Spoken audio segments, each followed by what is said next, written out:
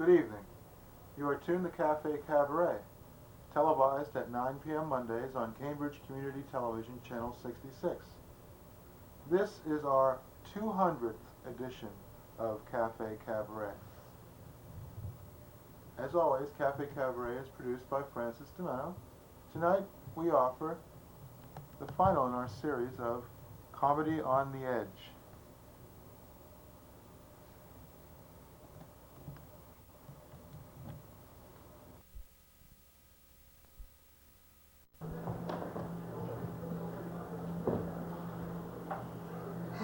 A musician friend of mine once said, "It's easy being a comedian.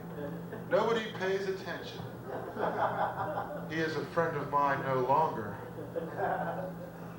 Well, nobody pays attention to musicians either, you know. It's like, wow, that was a good suspended fourth, or really like the way you flatted that G7 there.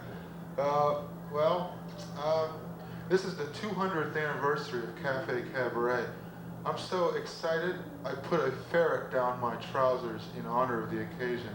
As you can see, it's wiggling around. I gotta throw it some raw meat. But I won't. That'll make it hungry. And when it's hungry, it performs better. Yeah, you could say, when we're hungry, we perform better. When we're starving, when we have no blood sugar, we take such wonderful fainting falls on the stage. Yeah, and it's a real barrel of laughs as they cart us off to the sanitarium. Yep, they're just chuckling and rolling in the aisles. Do I sound bitter? No. Not me. My name is Francis DiMenno. This is Comedy on the Edge. And we have a whole roster of insanely talented comedians who couldn't show up, so no, we're... See, it's the unexpected. So instead, that is to say, yeah, and they're all here, and they're all just raring to go, and so, without much further ado, we're going to bring up our first guest, Sean. Sean, I forgot your last name. Please tell me what it is. What? Sean Carter, of course. Here he is, folks. Sean Carter.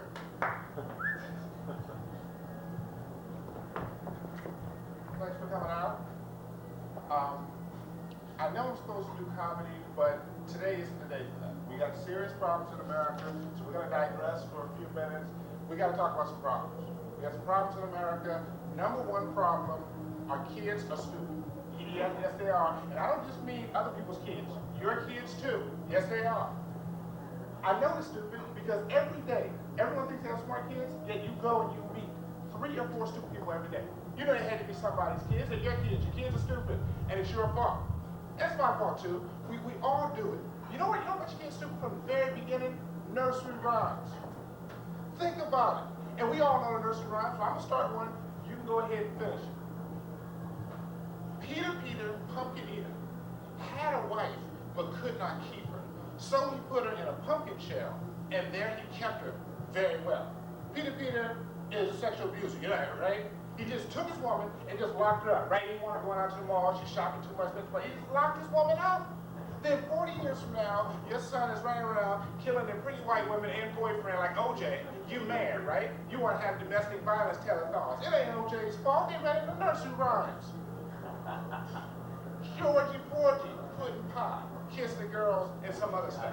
Make them cry, and then you get some other stuff. Basically, Georgie Porgy is a sexual harasser. Yes, he is. Then 40 years from now, your son's right around the city grabbing asses like Bob Packwood. Everybody's mad, right? No, it ain't his fault, and it gets worse. Remember Rockabye Baby? This is what you tell your kid to go to sleep. You tell him a story about putting him up the top of a big-ass tree. Now you know the wind's gonna blow and the cradle's gonna rock. Then the bow breaks and baby falls down, crib all on top of him. And then you're surprised your baby don't want to go to sleep. I got a 5-month at home, ready to rock about baby. He won't go to sleep. He up 4 o'clock in the morning drinking coffee, smoking cigarettes. Don't want to go to sleep, I don't blame him. And then you got the worst one of all. This is my favorite nursery rhyme. Because little Jack Horner sat in the corner eating some damn pie. Put in his thumb, pulled out a plum, and said, "What a good boy am I." Let me see if I understand this correctly. Little Jack Horner sits his little fat greedy ass in the corner with a whole damn pie. Ain't sharing with nobody. Puts his thumb in the pie. Now you know I ain't sharing. We want to eat it now. Then sit there with this big fat greedy ass, oh, what a good boy am I. You take your kid to the restaurant, waitress comes over, brings the food, what does your son do? You run right to the corner, boom, steak and thumb and a steak and lobster. $29.95 out the ass. Now you want to fight, right? It ain't his fault. You got a nursery rhymes. And it gets worse. I know some of you saying, no, that's okay. Because when we get to children's shows, and children's shows are wonderful, they teach the kids. No, children's shows are stupid. Make your kids stupid. Look at Mr. Rogers. Now, I know you're going to think I'm going to say Mr. Rogers was a pedophile, but he wasn't. Mr. Rogers was too stupid to trick a little kid in the bed. You ever see that show? The whole show is based around the land of make-believe. You remember this? The little Charlie come out and take you to the land of make-believe. Ding, ding, ding, ding, ding. Of course, Charlie's only 6 inches tall, so you can't get your big ass into Charlie. You got to follow the camera into the land of make-believe. Now, the land of make-believe is wonderful, and it's always this way in children's shows. And I wonder why. You got big, grown men and women doing all the damn work. You remember the gardener guy? He had to garden a whole kingdom. He get $3.35 an hour. Yet the king is a puppet. Not even a good puppet, just a 6-inch high puppet. The whole time the king is sitting there barking orders, you see somebody's hand right up the king's ass. But he the king, right? Everyone else got to make $3.35 an hour. Stupid. The electric company. Electric Company is my favorite show because they bring a grown man. I mean, I don't mean like a young adult, a grown man right into the middle of the stage and they flash a word of his head. Cat. I'm not lying. Cat. He sit there with his old ass. Then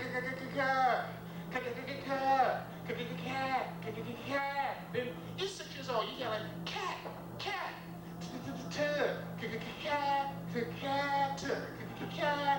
cat. Now he running around like he just won the Super Bowl. He's doing endorsements for Disney. He's signing the whole thing because he read cat in 10 seconds. It's stupid. Then you got the granddaddy of them all, my favorite. Sesame Street. And I know some of you are going to be offended about Sesame Street. You say, Sesame Street was wonderful, and it's revolutionary, and it revolutionized children's program. No, Sesame Street is stupid, and it makes your kids stupid. Say it with me one time. Sesame Street, think about this. You're supposed to learn about animals and people, right? Well, what are animals on Sesame Street? They were puppets. They were either puppets or people in a puppet costumes. Big Bird. Big Bird wasn't no bird. He was a man in a puppet costume. If he was a bird, he'd have took a shot of somebody's car, and they see how much they like Big Bird's ass. He's a puppet. Snuffleupagus was 2 people in a puppet costume. If Snuffleupagus was a real animal, he'd been mistaken. And our little kids hugged up on Snuffleupagus. Now he was a real animal because he was stumped. And he was been stumped through the TV set. Cookie Monster. He a Cookie Monster, right? He loved cookie. No, Cookie Monster ain't a monster. He just hungry. They didn't draw no mouth on him. You see him every show. He get a cookie. He chomp, chomp, chomp, chomp on the cookie. No cookie go in his mouth because he ain't draw no mouth on him. It's all over the damn floor. He's supposed to be a Cookie Monster.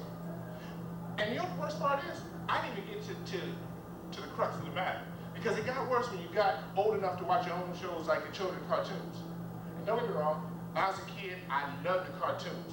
Loved them. We'd get up at 6 o'clock every morning and watch Super Friends, Justice League of America. I had the little Super Friends pajamas. We'd get out of the bed, go watch it, but it's stupid. Remember the Wonder Twins? You had the guy and the girl, and they would say, Wonder Twin powers, activate. Now the girl could be anything she want to be, right? She's like, form up a 30-foot purple ape. Bam. What could the guy be? You know what he could be? Water. That's all. Whose ass is going to be being water? So you know he had to be? Every week he had to be a bucket of water. Then she would pick him up and carry him where they had to go. She should have just left his ass. He was useless. You know who else was useless? Aquaman. Yeah, you know what's wrong. If you got a lot of water and something happened underwater, Aquaman's okay. But remember, every time a disaster happened, it happened like China. So Superman would just, boom, he was gone. He would bust right through the ceiling. He never used a door. Batman and Robin would get in that plane. Aquaman got a bumper ride in Wonder Woman. You sit there and they get into Wonder Woman's invisible plane. The plane ain't invisible. You can see the plane. And even if you couldn't see the plane, you tell me you can't see Aquaman's ass. He's sitting up there in green and orange, flying through the sky like he gonna trick somebody. Then they get there and he doesn't do anything because it's stupid. And the greatest superhero without the shadow of a doubt was Superman. And if you disagree, fuck you. It was Superman. He was the man. Except Superman was the stupidest superhero ever. He's Superman, right? You can do anything you want. Yet you don't have no money. Superman broke it, so he got to wear the same clothes every day. Now, maybe Superman wasn't in it for the money, he was in it for the fame and fortune. But Superman didn't even get any women. And think about it. You Superman, you can do all this stuff, right? You the man of steel. You think women ain't gonna want you? You got to steal. Never gets to, oh man. Superman go to 8, 9 hours. Never got a woman. And then the only woman he was interested in was Lois Lane's stupid ass. And yet she was stupid. Think about it. She loved Superman, but hate Clark. The difference between Superman and Clark Kent is a pair of glasses. She can't recognize Superman no more because he wearing glasses. A stupid ass. He should have got a pair of shades. He's been 3 people. But she's stupid. But that's all right, because I would go right from that show to my next favorite show, Scooby-Doo. Love the Scooby-Doo show. But when I was a little kid, I didn't realize some things about Scooby-Doo. First of all, it was produced late 60s, early 70s, height of the hippie era. Scooby and Shaggy were high every damn show. You knew it, because at the beginning of every show, they would bust right out the back of the mystery machine. Boom. Wonderful. They would go to an old deserted inn. It was deserted because, remember, a ghost ran everybody away. They would be there 5 minutes. First of all, no one had a job, so I don't know how they paid for the room. But they would go, and 5 minutes later, they were in these people's kitchen. They just matter. They in the kitchen making a big-ass sandwich. They make a sandwich this big. Now, you know you got to be high to eat a sandwich this big. Every week, Scooby would eat the sandwich before Shaggy even got a little bit of the sandwich. Every week, but Shaggy didn't care because he was high. He was stupid. Also, they had a little tricky stuff going on you didn't know about. Remember Jim, the big, tall, blonde guy, and Daffy, the fine man? Yeah. They were doing it. Yes, they were. You know how you know? Remember, they solved the mysteries, right? Every week, Jim would get the great idea. He said, hey, we got to split up here and find some clues. That was his euphemism for doing the next. He said, now, Shaggy, Scooby, and you fat bitch, the one with the glasses and the socks, you take your asses way, way, way over there. We gonna go over here and look for clues. They never found a clue yet. They would come back and have their cartoon hair messed up. Now you know what kind of fucking you gotta do to get your cartoon hair messed up, but at least they were monogamous. Ain't like those damn Smurfs. Yeah. I watched the Smurfs for years and never figured this out. Remember the Smurfs were like 499 guys and 1 baby? But the Smurfs had utopia because they had like full employment. Not only did everyone have a job, but you were sort of named after what you did. They had Painter Smurf and Hefty Smurf and Handy and Brady. What was the baby Smurf's name? Smurfette. Smurf woman. Smurf peep. She was a hoe. That's what she did. What did he need more than the pee-pee? You can't live off no Smurfberries alone. She was a hoe, and it was nasty. So basically, the bottom line is this. You got to get your kids away from the stupid stuff. I watched it, now look at me. I'm sitting here Saturday in front of 4 people, talking, ain't nobody laughing. If you do not get your kids away from the nursery rhymes, this will happen to them. Thank you.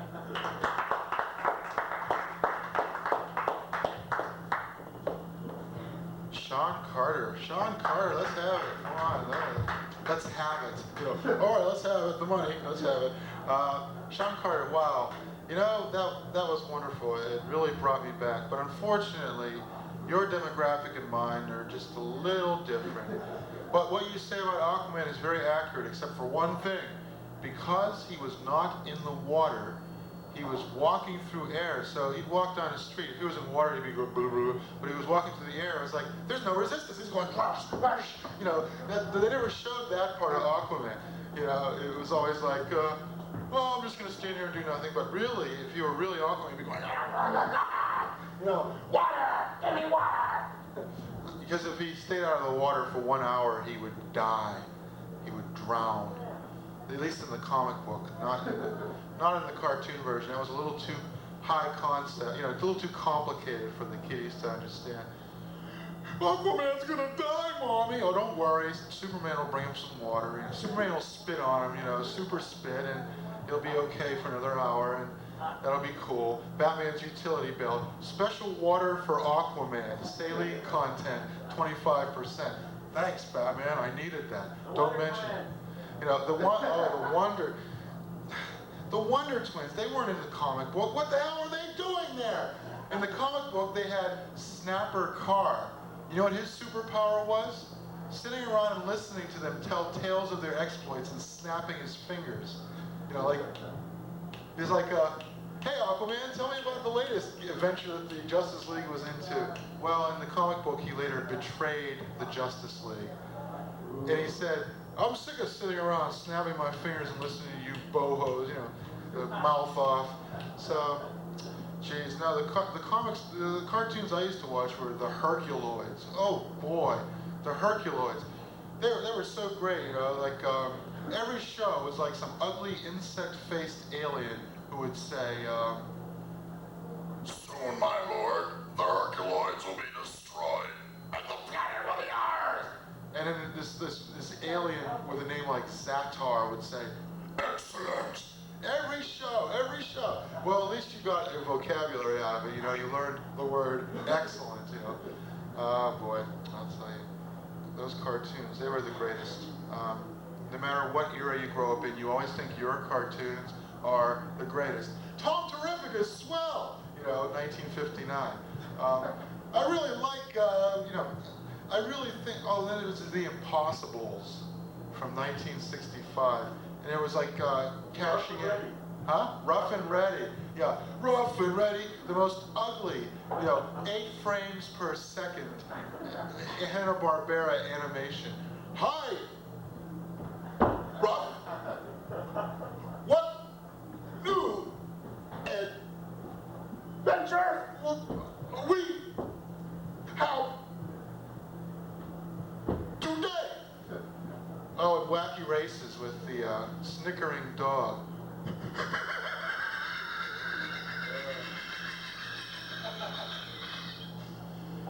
You know the guy who did that voice must have smoked 40 packs of cigarettes a week, you know? You got to get that.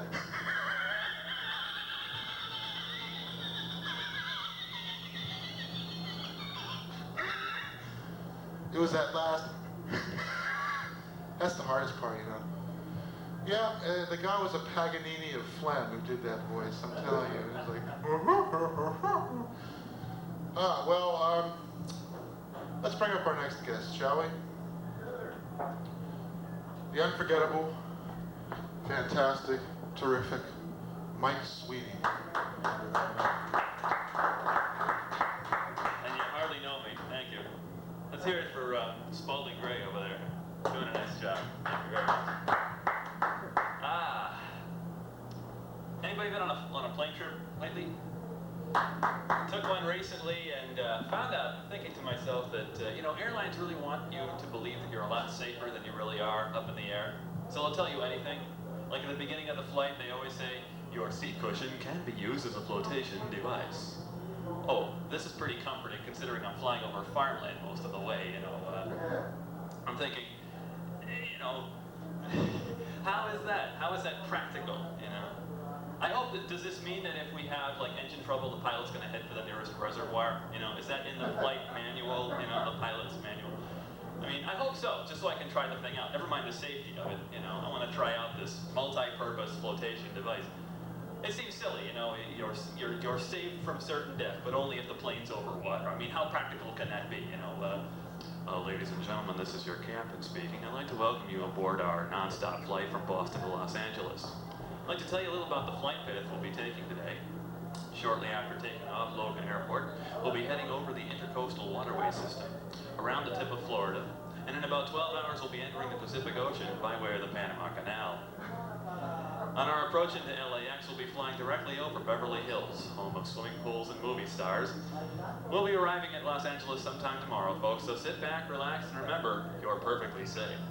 Thank you for flying with Floating Debris Airlines. I don't know. Seems odd to me. You know, looking for work right now, and here's something fun to do. I've been filling out enough applications that it's finally occurred to me to do this. You know on the application where it says, list what other office machines you know how to operate? Do what I do. Put down semi-automatic weapons, you know? At the interview you can just say, well, hey, they had them in my office. You mean you don't have them here? What's the deal, huh? I have particular trouble with that part of the application that says list what physical disabilities that you have, and they always say that may hinder you in performance of this job, because it's kind of difficult. It's sort of difficult if you don't really know what the job description is to say oh, I can do this, or my disability gets in the way. I mean, for example, let's say that you're applying to be an air traffic controller and you're incontinent. Now, should you write that down? Does it matter? I mean, keen eyesight's important, not bladder control, I think. My particular problem is I have a vision disability, which I have to contend with when I go out looking for work, so I always have to look out. I have a vision disability, which means I've had cataracts from birth, and it's usually a condition that you develop when you're older. And I've had this for 23 years, my entire life, And I don't really have a problem, except that this sort of disability is a lot more obvious than most disabilities. Like if you're stupid, it's not really that obvious. But if you're vision disabled, it is obvious. And the problem is, it's obvious to idiots, basically, The one group of people to which everything must be made obvious. So I'm kind of in a bind. I always wind up getting approached by people who think, just seeing me, that they have the answer that I've been looking for 23 years to solve my problem, Like I was in the convenience store one time and a woman says to me, "Gee, can't you get glasses?"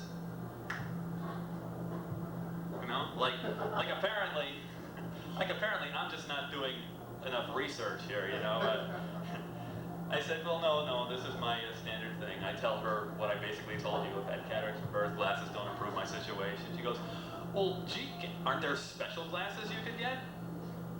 Like I'm really not doing the research here. Special glasses, apparently this is just bypassed any ophthalmologist's office, the information about this. That's just so silly to me. I mean, it's like saying to a person in a wheelchair, what do you got, paralysis? What do you got, paralysis there? Well, you should be on crutches. I mean, really, you really ought to get up and exercise, Come on, do some leg lifts, what? Come on, I mean, you can't move the muscles in your legs? Oh, what a negative attitude. You'll never get up on your feet that way. So, living in Boston now, I just recently located up here, and I'm sort of getting the hang of being a true Bostonian, and I found out, here's a phrase that you'll hear a true Bostonian say to you. They'll say, oh, that's a good school. It doesn't matter where the fuck you go, Wentworth, oh, that's a good school. Boston College, good school. And you think you're hot stuff at first because, they ought to know, what's a good school and what's a bad school, because there's like 100 of them here in Boston. But they don't care. They'll say it to anybody, University of Alaska, oh, that's a good school. Beautiful campus they have there, oh yeah. I was I told this to a friend of mine, and she grew up in Belmont, which, by the way, is a good town. And she said, well, that's Yankee politeness. I think that's more like Yankee condescension to me, I mean, can you imagine, turning this around and giving it to the people, Hey, what company do you work for? Fidelity? Oh, that's a good company, yeah. They have a good benefits program there, they really take care of you. Hey, where'd you get that shirt? Jordan Marsh? Oh, that's a good store. I was actually talking to a woman in the laundromat, and this is the proof of what's wrong with this. I was talking to a woman in the laundromat, and I was telling her that I live near Northeastern University, and she goes, Northeastern's a good school. My son went to Yale. I'm like, what the fuck do you know about a good school if you're sending your kid to Yale and you're telling me, I bet she probably went home to her family and said, oh, jeez, that kid's taking a bath going there. You gotta walk into the Burnshire's office and demand his fucking money back, every cent of it. It's nothing but a scam they run over there.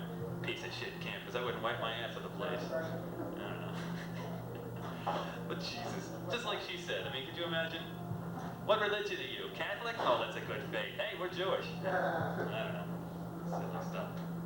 Like I say, I live near Northeastern. I live near the Christian Science Church. I live near Berkeley College of Music. Lots of musicians in my neighborhood, so I want to get into a band, And I think everybody's trying to get into a band. And because Boston has such a really weird alternative music scene, it's not difficult to get into a band. Like, for example, the biggest local band around here is a group called Morphine, They don't even, the guy can barely carry a tune, and instead of having a guitarist, they have a guy playing baritone sax. Can you imagine this?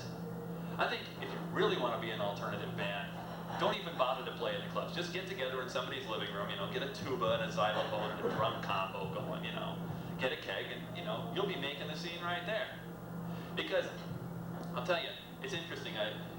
Everybody's trying to get into a band, and I see these ads in the paper saying, drummer wanted, experienced drummer needed, band seeking drummer, Drummer, oh, everybody needs a drummer. And you know why, don't you? Because a guy playing drums in his living room is a hell of a lot more interesting to people than some schmuck singing, you know, Fire and Rain out on the street for change, you know? You know, you walk past these guys, and you can tell the difference in your attitude when you walk past, you know, a street musician or something, you know? He's like playing Neil Young. And you're like, oh, get a job, you fucking loser, you know? But you walk past some guy who's like 3 flights above you, playing drums in his living room, and you're like, dude, it's Santana. So, I just recently moved out of my parents' house. Woo! Thank you. Now I live in their car. That's my, I think that I ought to make up names for TV shows, you know, premises for TV shows, because I think they got pretty dumb names considering. I think probably the most inappropriately named show ever was Family Ties. Now think about this one for a second, folks. On Family Ties, the kids, Alex and Mallory, lived at home until they were well out of college. Family Ties my ass. They should have called that show Free Rent, you know? Not Family Ties, Free fucking Rent. That's what was keeping them at home. Lots of weird things going on in the news, like they just handed out the Nobel Prize to Rabin and the other guy, Arafat, Yasser Arafat, for making up about the whole PLO problem that's been going on for years and years. And then somebody bombs something, you know, so sort of, and they claim it's the PLO. What's with this group Hamas? You know, the real uncontrollable terrorist group or whatever. And I think it's really interesting how events happen in the Middle East. They wouldn't happen in this country. We wouldn't fucking allow it. We wouldn't allow somebody to bomb a place and then call up and say they did it. You know, that's what they do over there, for example. Like whenever the embassy gets bombed and the news media doesn't know who to blame it on, they always attribute it to Muslim extremists. Muslim extremists. Yeah, like there are any Muslim conservatives anywhere in the entire fucking nation of Islam. Islam is by definition a very devout religion. It's the only one that comes with a wake-up call, you know what I mean? And I'm thinking, when that happens, you know, when there is somebody that they can blame it on, they say that people from Hamas have called up and said, you know, that they take credit, I think, isn't that the phrase? Like they took credit for bombing the U.S. embassy or killing this people, blowing up a bus or whatever the hell it is. I'm thinking to myself, is this really a bunch of terrorists, or is it really just like bored Muslim teenagers looking for kicks? You know? They're just like sitting at home, there's nothing on state TV, you know, not even a decent Gilligan's Island rerun. So they like call up, yeah, you know that embassy of yours? We blew it up. Yeah. Beavis and Al Butthead, I don't know, something like that. Anyway, I'll finish off with something else. Sort of a slight turn to the alternative music, because you do have alternative groups in here, I suppose. I don't know if Morrissey is considered alternative anymore, because he's like, you know, a few years beyond now, but I'm into him. He's an interesting type of guy, his whole persona on stage. Because it always seems like no matter how, he has a beautiful voice, the music that he sings is always up-tempo, and yet he still sounds depressed, you know? I was looking for a job, and then I found a job, and heaven knows I'm miserable now.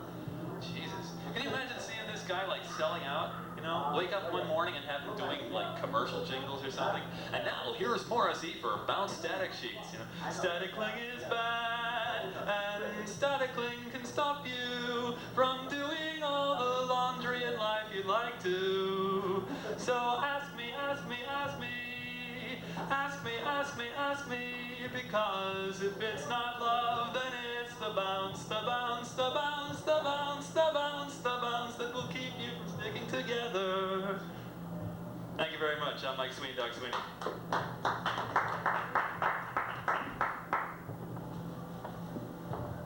Mike Sweeney. Well, let's keep this show rolling, whatever the hell that means. Yeah, you know, that's the problem with other more successful open mics. The comedians, they do the same thing every week in front of a crowd of adoring people, and it gets kind of tired because they always say, you know, the same stuff over and over. Let's give a really big, you know, they sound like they're half dead after a while because they're like some guy, some homeless person on the street who says the same thing 500 times, like, give me some money, I need some money, put some money in my hand. Give me some money, I need some money, put some money in my hand. Well, anyway, I still have the enthusiasm even after, almost 10 years in the business, and as you can tell, I'm really very glad to be up here doing this, and boy, I'll tell you, it's a thrill and a half to talk to all you beautiful people. Oh, it's so wonderful. I have such a good time up here. Yeah, you know, if it weren't for this, I'd probably be doing something similar to it, but with 2 people. Anyway, our next guest, a person who's performed here before. That's not really telling you very much. I'm sorry. I hate these generic introductions. Hey, you're not going to get up here and do some. Why not? Oh, you want to? No. I'm not a comedian. I'm not like you guys. You guys are real fun. Hey, real fun. Okay, great. You know, I'm not like you. You're real fun. You know, kids and dogs just come right up to you. And, you know, Joe Stalin, the way you smoke that pipe, I really love it. It's, you know, you told that Harry Truman what for, didn't you? That's great. Well, anyway, our next guest, Mr. Greg Boggis.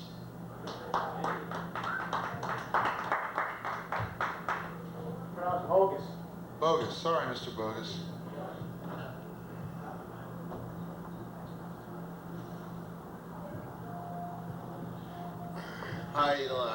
You'll have to excuse me, it's been kind of a bad day. I went to the Roach Coach today to have some lunch and picked up a tuna fish melt, and when I bit into it, I cut my lip on an IUD.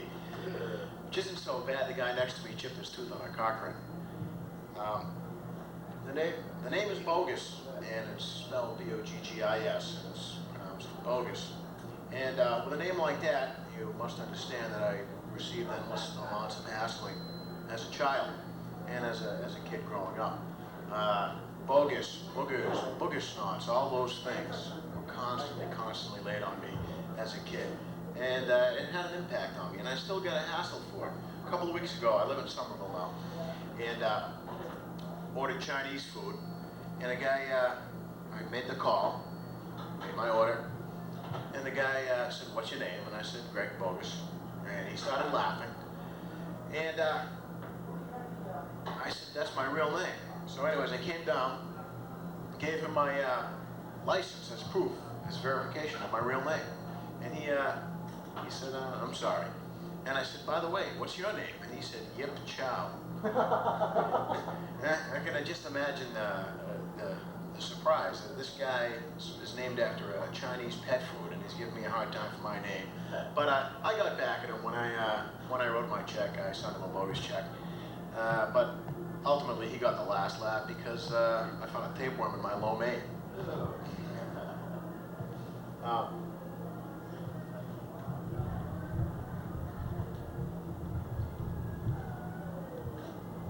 Halloween has come and gone, and went to see my nephews after Halloween. They showed me their tricks and treats, and I don't know, it's kind of disturbing that there's still so many sick people out there. They showed me all this stuff, and one of the things they got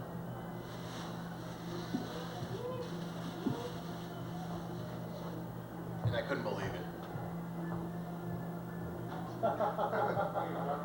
It's disgusting. And there's people out there that do horrible things to kids, and it's a tragedy. The other thing they showed me that really disgusted me, I really couldn't believe it. Somebody gave him raisins. You know, it takes a sick mind to give a kid raisins on Halloween. Hey, this is the famous Budweiser beer. I'm a cigarette smoker and a chronic cigarette smoker. When I go to a restaurant, I ask to be seated in the chain smoking section. My mother has been hassling me about smoking cigarettes lately. She says, "Greg, you know, I don't want to die."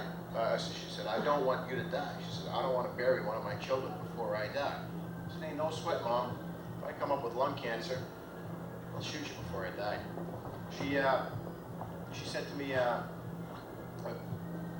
one of the things that I think about cigarette smoking is tobacco company lawyers, I think, are probably the sickest people on the planet because they actually believe the lies that they're telling.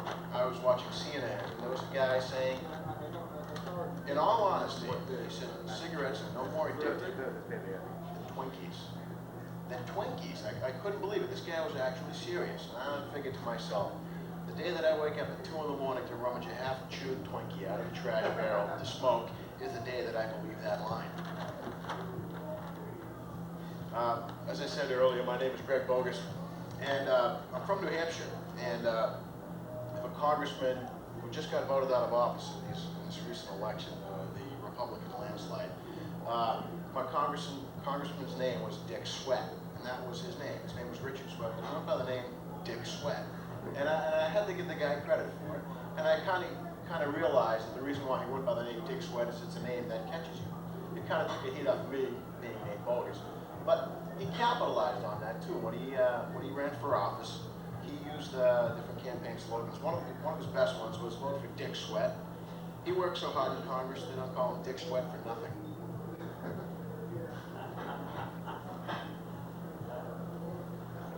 Time on, just a minute. I got a note here.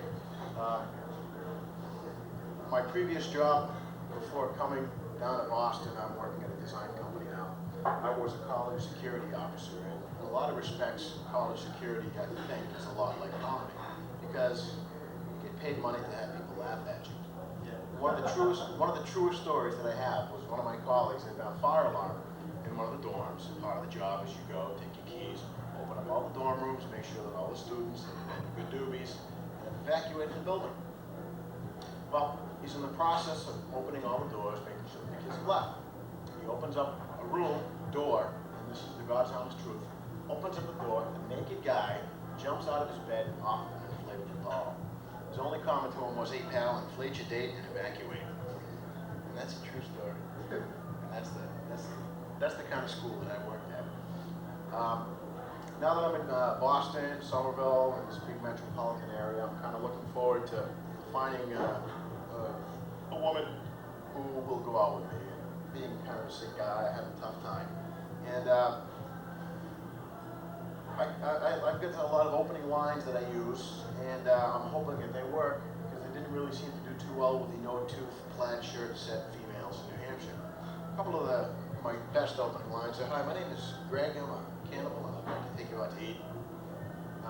Another good line is, "Hi, my name is Greg, I'm a cross-dresser, and I'd really like to get into your shorts." And one of the best lines that I thought of was, and this is when there's competition involved, and me and some other guy are hassling for a date, and would say to the woman who's jockeying between me and another guy, "Hey, if you go out with me, I'll buy you lobster once a week. If you go out with that guy, you'll have crabs every day."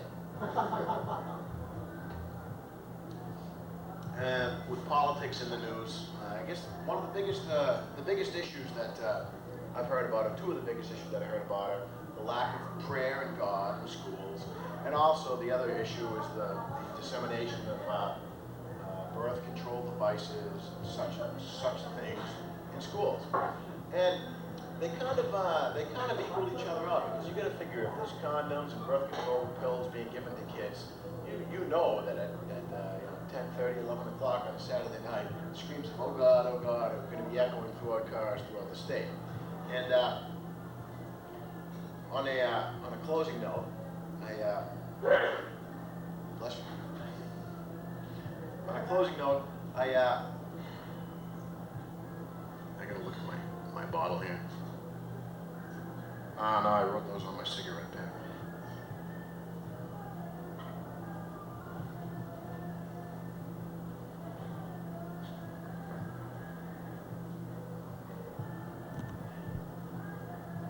Oh, there it is.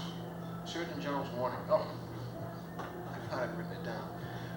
On a closing note, I'd like to offer you these two words of advice. First one is, if you're into genitalia shaving, don't use Aquavella, because it really hurts.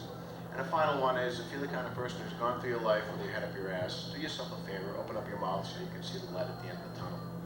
My name is Greg Boggis. Thanks.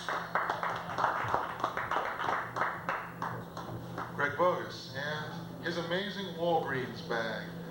I may go out tomorrow if I can borrow a coat to wear. Yeah, okay. The bag will have a place of honor on our stage. We're going to start a Comedy on the Edge museum. And the bag of Greg Boggis will be in its prominent place. And, gee, I guess the flop sweat of Francis DiMenno will be in a little vial, and pilgrims will come from many miles around. Well, I'm thinking, you know, Bill Weld won re-election, and I actually voted for him. Now, isn't that something? Me voting for a Republican. It's like an Indian voting not to build a casino on the reservation. No, too many people don't like money, you know, don't like the skunk wagons. I'm happy eating dog food because the dog on the label, it tastes so good, you know. And now there is that anecdote about the Indian who ate dog food because he thought it was dog meat, but I mean that's kind of degrading, and of course it's ethnic stereotyping and all that stuff and whatnot. And American Indians have a good deal to teach us, especially now that most jobs are temporary jobs and the other half of the workforce is unemployed.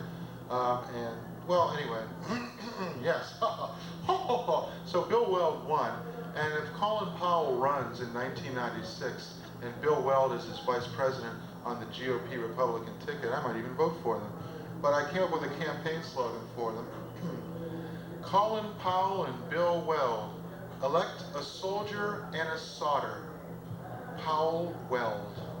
Yeah. So that would be cool. I really like that. I hope Bill's on the ticket. Or it might be Wilson Weld.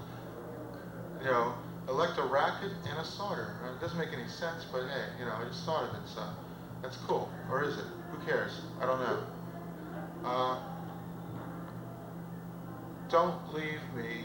I love you. Well, what was the rest of it? There was this parrot. I never tire of telling this story. There was a parrot in Great Britain who was left at the veterinarian's, and he said to his departing owner, "Don't leave me. I love you. I'm sorry. Come back." Can you imagine this? Man, and the guy still left him there, you know? He was like, fuck you, feathers, you know, I'm off to Rio. Let the vet take care of it. You got little lumps on your legs. You can't even sell you at McDonald's, you know? You don't make the specs. And, well, our next guest is a first-timer here at the Comedy on the Edge. I want you all to give her a very warm welcome, or else. No, I want you all to give her a very warm welcome. Please react with the appropriate enthusiasm and the perquisite liveliness. And pay close attention because here she is, Connie DeValle.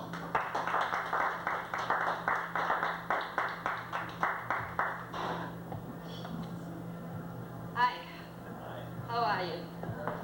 If I should faint, I'll faint. I mean, no, but it's all right. It's very cold in here, and this is why I'm shaking. I'm not really scared. It's very cold. Isn't it cold here? It's almost like you can freeze poultry or something. I don't know. Anyways, I want to talk about eating out. I used to eat out all the time, especially Chinese food, but I just don't do it anymore. I don't know. It's a lack of communication. I'm always walking into that one restaurant where no one speaks a word of English. No one, not the waiter, not the cook, you know, not even the Spanish. The cleaning lady who happens to be Spanish, sometimes, you know, I can speak Spanish, so I'm completely losing it here. I'm completely lost it. That's all right. Anyways, this is crazy. How come they got things written up here? What's all this about? Lips, eyes, plate, shirt, potties. It's really weird. Anyways, I'll try it again. I'll try to pick it up again. All right. So I don't eat out anymore at Chinese restaurants because, like I said, you know, there's a lack of communication all the time. So I end up like not knowing what the hell I'm gonna eat. And like one day I was sitting and I was reading the menu and I come across the damnest thing that said 3 dings and a dong, and I'm like, what the hell is 3 dings and a dong? Does anybody know what 3 dings and a dong is? Anybody? I mean, what, is it something like an American ding dong? I mean, what is it? I mean, I don't understand, you know? And then of course I'm always walking to that one place where that same guy who can't speak a word of English is always pushing the dish of the day on me. You try the dish of the day to some young guy, you like it, it's good, you try the dish of the day. And I'm like, no, I think I'll have the Coke and French fries. What don't you try the cook and french fries? This is a Chinese restaurant. You eat the dish today. It's some young guy. Some young guy very good for you. You see, you call me, you say, Charlie, some young guy very good for you. You see, you like it. He hungry and low. And all of a sudden it dawns on me. It's like, oh my God, I'm in a restaurant where the dish of the day is some young guy who this waiter is telling me is hung real low. And all of a sudden, it's like 3 things in a dong make perfect sense to me. It's like I'm not in a Chinese restaurant. I'm in a Vietnamese sex parlor. It's like, so, you know, it's like I'm not gonna, that's why I just don't do it, you know? I mean, it's the communication. There's a big lack of communication all the time, you know? That's why I don't eat out, you know? And, I mean, for instance, the other day, it's like I asked a guy, I said, look, just give me this. It's wonton soup, you know? Just, it's something, it's very easy. Just bring me a bowl of this. And I hear the guy, and he goes, hey, Charlie, put a sock in her soup, you know? So he brings me a bowl of hot water with a sock in it, and I'm like, wait a minute, Charlie, you know, it's crazy. You know, another time I said, okay, look, this is real easy. It's number 39. It's spicy orange chicken. That's all, spicy orange chicken. This is all I want, just bring it, and that's it, you know? And the guy comes back and he brings me a dish on fire. I mean, he caught me off guard. I mean, it's like this, he brings me a flaming dish, and I was like, oh my God. It's like I knocked him to the ground, I started rolling him in the rug, I was trying to put him out, you know? And it's like, I don't know, it's just, so that's why I just don't do it anymore. I just don't, so that's it, and I can't believe, let's just end it. That's it, thank you. My name is Connie. I appreciate it. Connie DeValle, Connie DeValle. That was great. Roseanne Barr, Ellen DeGeneres, and now Connie DeValle. I'm writing the theme song now. It's Connie DeValle. It's Connie DeValle.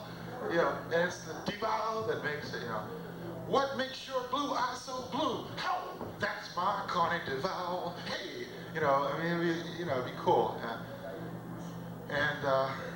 Yes, it's been quite a day. And yet the day's not over, and so it's been quite of a fraction of a day, or at least a significantly large percentage of a day. And this has been Comedy on the Edge, and here it is, the bag of Mr. Boggis,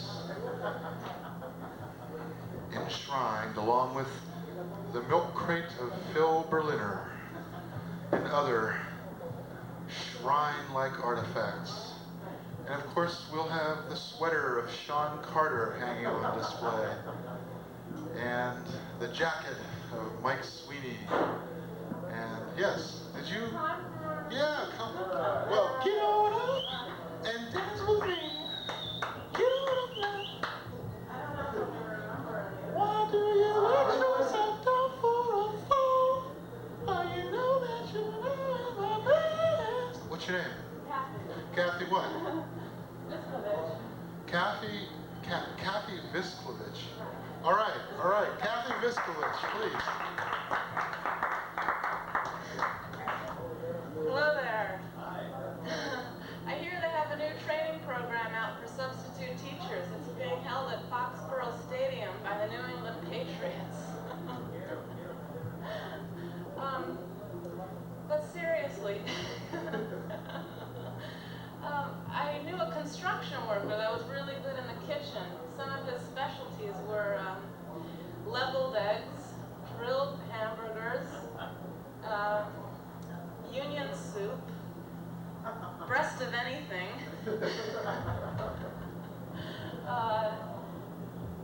But you know, I thought cooking would be a good way for me to learn how to relax. That's what they told me anyway. So I started trying it, but I realized there's all sorts of sharp objects, there's time deadlines and everything, and flammable materials. And how can you relax? And this is even before you've left the supermarket.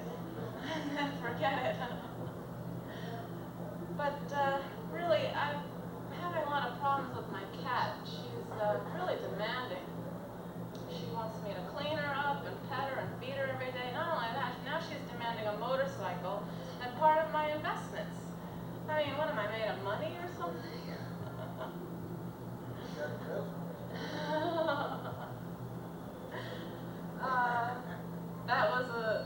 That's fiction. Oh, you heard that. See, what else? A friend of mine wanted So I told her to go to New York City, the place where everything happens. She came back to me a few years later and said, "Jeez, I waited for years for my book to happen, but nothing happened. Everything else happened but my book." I said, "Well, you gotta write it." Let's see, what else am I thinking in my big brain here? I have a business. I'm self-employed. My business is sticking my nose into everybody else's business. I'm pretty good at it, too. Isn't that what comedians do, anyway?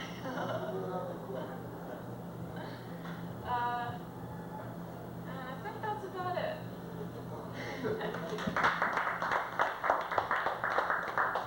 I always wanted to speak.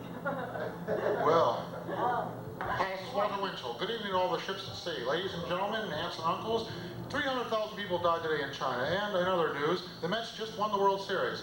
The people are rioting in the streets now, and it's really wonderful. And hi, I'm your boy, Walter Winchell, and I talk in 300 words a minute. And you can't understand what I'm saying because half the time I'm not even enunciating properly. Well, this has been this segment of Comedy on the Edge. That was Kathy Visclovich. Let's please give her a round of applause. And all those other groovy things that go along with being a stand-up comedian. Well, that ends this segment of the show. There will be more, so please stay attuned.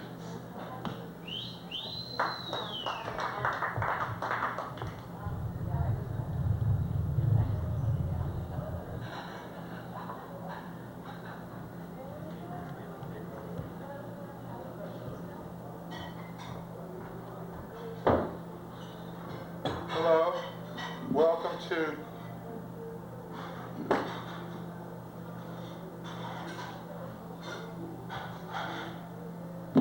Comedy on the Edge.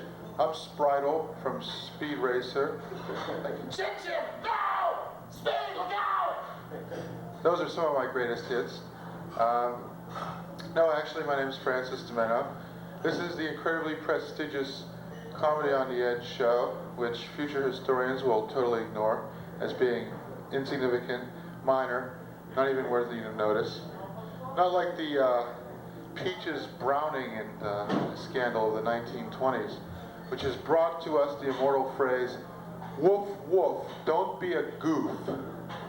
You don't know about this. Some old sugar daddy marries this young high school girl, and she divorces him, and in the divorce allegations, she says that he used to run around naked chasing her and saying, "Woof, woof, don't be a goof." And I used to always think maybe it was woof, woof, don't be a goof, so it would rhyme, you know. But anyway, the reason I'm wearing this hat is simple. I'm a gangbanger. No? Brim up. Oh, my eyebrows. Now I know how Zsa Zsa felt after her 15th facelift. Okay. And, no, here's why. Ta-da! The haircut. I got it at the Modern Barber Shop. He is now my barber of choice. And he's a nice guy. He says, "Hello, how do you want it?" And that's it. You know, and he has the football game on the radio. It could be like BU versus the West Virginia Panther Painters, you know, and it doesn't matter. If it's football, it's on his radio. He's gonna listen to it while he cuts your hair. You know, he gets the razor. I think he used to cut hair for the Army. I'm pretty sure of it. The way he wields those buzz clippers, you know, it just comes off, you know, like layers of paint when you're using one of those strippers. So, you know, he's cool. So don't I look like a satchel-mouthed, bullet-headed rascal now? That's what Time magazine used to say about Louis Armstrong. The satchel-mouthed, bullet-headed rascal. Isn't that nice? And we've come a long way, you know. Now he's one of the giants of jazz, and back then he was just a satchel-mouthed, bullet-headed rascal. Time magazine really has come a long way.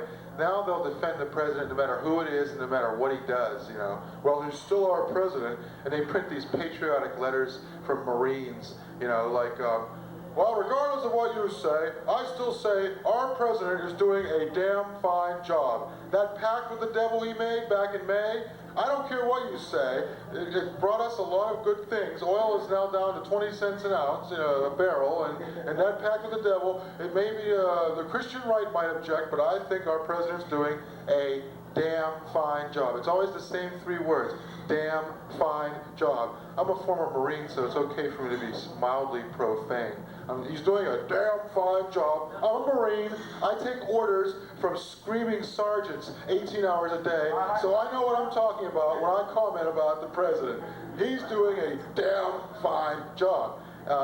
One benefit of having a haircut like this is that socialists don't bother you on the street to buy their newspapers, It's like, here you go, sir, read about the U.S. intervention in Haiti. Here you go, sir, read about the U.S. intervention in Haiti. Oh. It's like, the Gorgon, it's Medusa time. You must be a young Republican. Right. A young Republican is sort of like an old Democrat. They're both abominations of nature. You know what I'm saying? I mean, it's like, geez, there's plenty of time to act like a crabby, old, disgusting, washed out, cynical fart, when you're like over 40, why start in your 20s? And it's the same thing with an old Democrat. The time to cavort around exposing your penis to nubile teenagers was when you were 18, not when you're 48. Ted Kennedy, please copy. Actually, now he's what, 50, 68. Poor guy, man. Who in their right mind would ever want their president to be more than 70 years old? But look at Bob Dole. He's going to run. You can bet on it. He had his chance and he blew it, but now, the competition has pretty much been leveled, and he's the grand old man of the party. He deserves his chance to run. Let him run, even though he's like incredibly tart-tongued and nasty and vicious, and but still, he's one of us. He's the old, he's the World War II generation, and he's the last cry, and he's a war veteran, and I think I'm doing a damn fine job. I'm a war veteran, and I think as president, I'm doing a damn fine job. Forgive me for the mild profanity, but as president and a former war veteran, it's okay for me to say damn in public. There's this place in Raritan, New Jersey, which, well, actually, it is a place. It's called Raritan, New Jersey, and they prohibit cursing in public. You can be fined, even sent to jail for using profanities in public. Can you imagine, some immigrant gets off the boat and they get on the bus and they go to New Jersey, and someone as a joke tells them that, officer, can you direct me to the nearest post office? Is actually fuck you. So he walks up to a policeman. Fuck you. So they go, all right, slap the darbies on him, into the slammer. We're not going to have bums like you coming to our country, swearing on our streets, sullying our sidewalks with your despicable foreign ways. Californians think of Easterners as foreigners. The center of the world, thousands of years ago, used to be China, and then it was Europe, and in the 19th century it was England, and in the 20th century, the short and terrible 20th century, which ran from 1914 to 1989, it was New York and the East Coast. But of course, now we know the center of the world is going to be California, the Pacific Rim, Asia, everything. California's going to be a vector for all the really bad shit that's going to go down in the 21st century, like the third world and the first world and stuff like that. But Californians not only think of Easterners as foreigners, they think, if you're in Los Angeles, they think of San Franciscans as foreigners. And how I know this is one time my buddy was in a rental car and he ran a red light, and cop stopped him and he said, so you ran that red light, where are you from? San Francisco. And I swear, he said, well, that might be the way you drive up in San Francisco, but down here, we have different rules. Then he let him off with a warning. It's cool. Because my friend had even shorter hair than I have now. And this is like 1980. It's like this. You can get away with just about anything if you have short hair. I swear. No, really. Get a little white shoe polish, dab it on the sides of your temples, and cops will, you can get away with murder, So like, you blew 3.0 on the drunkometer. Well, it's all right, I'm a congressman. Okay, drive carefully, sir. Well, anyway, thanks for coming out to Comedy on the Edge for today. I guess we have a few guests, and our first guest is Mr. Tony Wycoff. Let's hear it for him. Tony Wycoff. Hello. What's going on? I haven't been here in a while. Nice to see the place hasn't changed any. I see people still aren't coming. That's a good sign. Depends on if you're blind or not. It's a good sign. But I've been thinking that as a baby, the most important thing that parents look for in babies is to have them to walk one day. But the problem with walking is, who are you going to watch to learn how to walk? The only people you have to learn how to walk with are your parents. And they're not good, because you don't want to walk like your parents, because other kids don't walk like their parents. So the only place to get knowledge and to learn how to walk like a kid's supposed to walk is through TV. Like when I was a kid, we wanted to be cool and walk. So we would walk like Shaft. You remember Shaft? And, and to walk like Shaft, you had to hum the theme music. So you'd be walking like doom doom doom doom doom doom doom doom doom doom doom doom.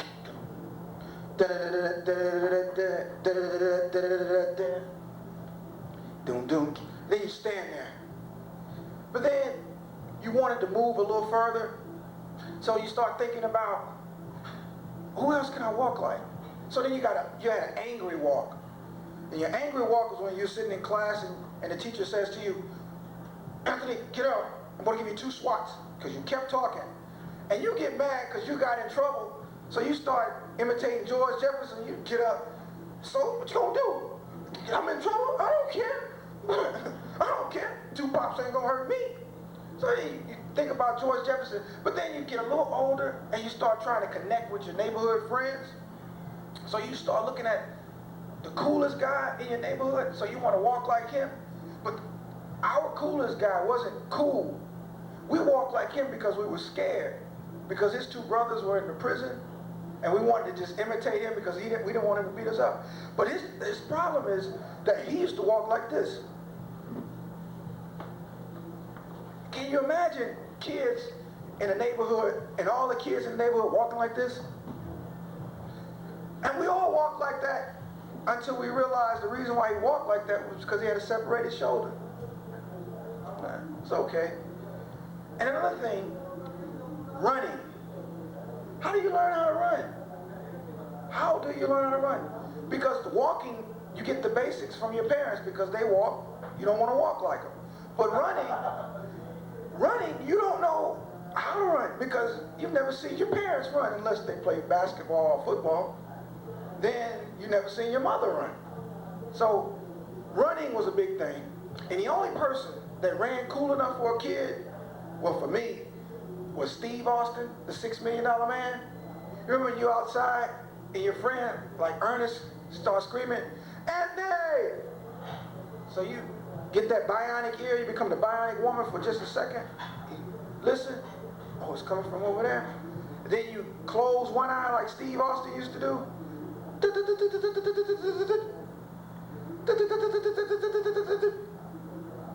then you would start off in slow motion like Steve Austin used to. And you have to hum the theme music. Then you go a little faster. And then when you get there, you start slowing down. What you want? And he looks at you and say, Steve Austin, right? Yeah, how did you know? We all know. And another thing is walking. When you get older and you go to high school and you try to imitate the coolest guy in high school. In my high school, the coolest guy was Johnny Bailey. And this is the way he walked.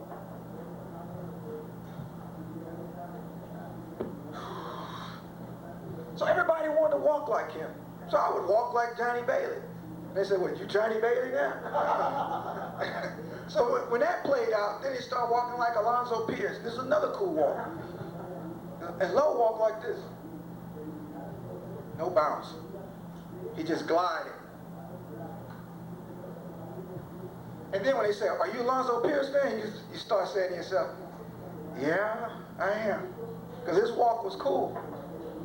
And another thing is that people in the inner city or in the ghetto walk differently than other people. And I'm going to explain why. In the inner city, and you're living in the ghetto, probably you're poor, and you can't afford shoes. So, in order to walk, so you won't hurt your feet, so you walk like this. So when you step on rocks, you already got to bounce where you won't hurt your feet. But people in the suburbs walk differently. They walk like this. They don't get their feet tangled in the cord, but they walk like this. And the reason why they walk like that is because in the suburbs you got paved roads, paved streets, and sidewalks. And you have nothing to obstruct the way you walk. But in the inner city, you got potholes, rocks, bottles, glass, unpaved streets, and no sidewalks. So you walk like this. What's up, man? Oh, my fault. Yeah. How you doing? Oh, okay, cool. Yeah. Hey, what happened to Stevie? He was right here a minute ago, but he must have fallen in one of the potholes. Are you going to help him up? No, he should have seen it. And another thing about being a kid meant you can mispronunciate words and people still understand where you're coming from. Like I would go into the store and Miss Jean, she was the woman that was always at the counter. She would come in, I would say, Miss Jean, I want a pack of those orange nomelators. What are orange nomelators? Translation. It's orange nomelators. So then you change your mind. Oh, Miss Jean, no, give me the strawberry nomelators. You want strawberry? I want strawberry.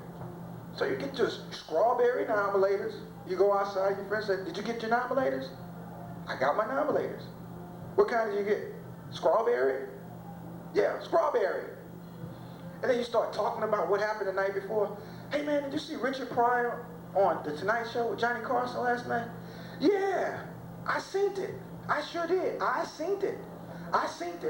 Yeah, it was, Richard Pryor was the goodest out of all of them. He was gooder than anybody else. And then there's always one kid who's trying to come in on the latter part of the conversation.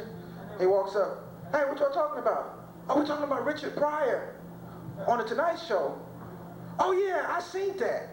And then you start saying, no you didn't.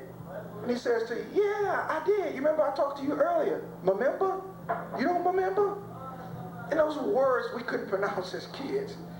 Seen, best, remember, orange, strawberry, and nomelators. But that's something only kids understand.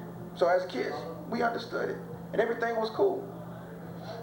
And also, being a kid and growing up in my home, my mother used to get so angry at my brother and I that she would just change our names. Like, my brother was the type of kid that he would keep asking you questions even if you told him no. So he would go to my mother, Ma, can I have a quarter? No. Ma, can I have a quarter? No. Ma, can I? And then at that moment, she would just lose it. Lord, if you don't leave me alone, I'm going to scream. So he'll walk away and I'll walk behind him not knowing what just happened. So I'm going to ask my mother, could I go outside and play? I say, Ma, could I? And she stops. And you too, damn it. So I walk away and I walk to my brother. I say, what did she call you? He looked at me and said, the Lord. I said, what did she call you? I said, damn it. So we would start playing with each other. Hey, Lord. Hey, damn it. Hey, Lord. Hey, damn it. Then my mother would run in there screaming, stop playing with the Lord. Stop playing with the Lord. So I would stop playing with my brother. And then she would run in and ask me, why aren't you playing with your brother? And I look at her and I say, because you told me not to. And then she look at me, don't play with me, boy. And then I get really confused. I'm like, now who is boy? And then she said, damn it, boy, don't you play with me. And then I realized that my first name was damn it and my last name was boy. And that caused a lot of problems for me in school. Because I'm sitting in class, I'm acting a clown, I'm jumping around, I'm talking. The teacher said, Anthony, sit down and be quiet. And I'll keep playing because she didn't call me by my name. Anthony, sit down.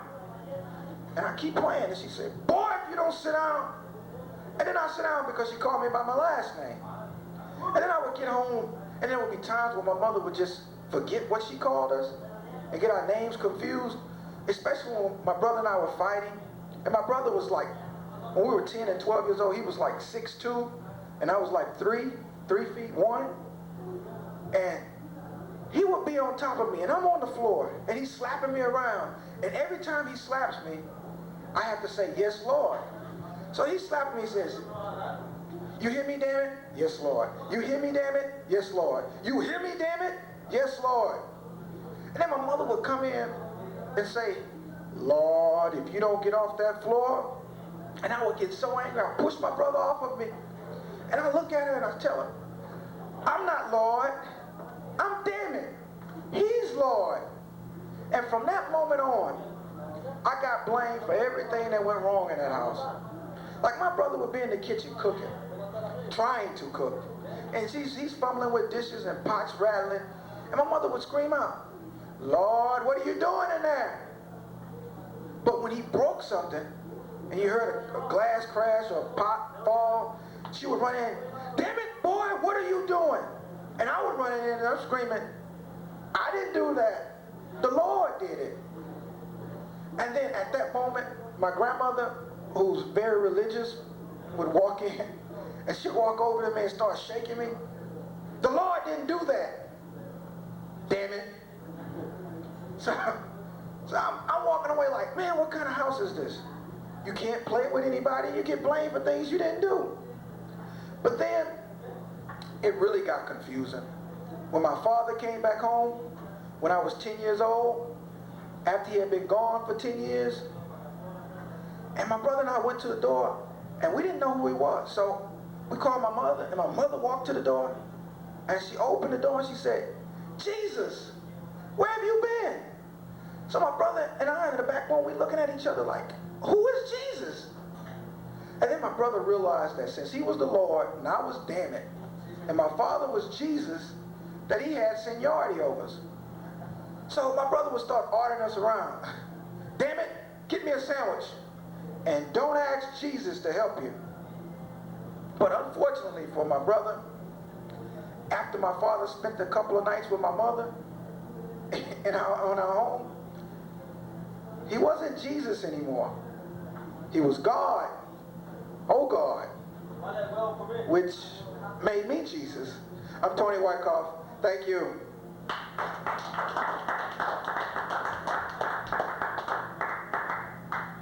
Tony Wycoff.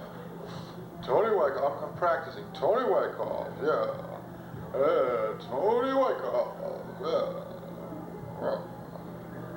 See, I'm Italian, so I don't do the golf swing. I do the bocce hurl. You know, it's like, you know, I do the machine gun loading thing. Yeah, that's funny. I was reading something about how in the 1890s it was the Irish, and now it's the blacks. And in the 1890s it was the Italians, and now it's the Hispanics. And in the 1890s it was the Jews, and now it's the Asians. You know, and it's kind of weird. It's like all of a sudden I've got all these kin that I didn't even know about. Every Spanish dude is like where I was at 100 years ago, and it's like, cool, man. Hey, habla español. Unfortunately, the only Spanish I know is empleados, laven los manos, por favor, which means employees, please wash your hands, which isn't going to get me very far at the Mexican border. Can I see your papers, sir? Empleados, laven los manos, por favor. You're under arrest. You know, and it's just not going to work. Dos X? Just won't work. Hi.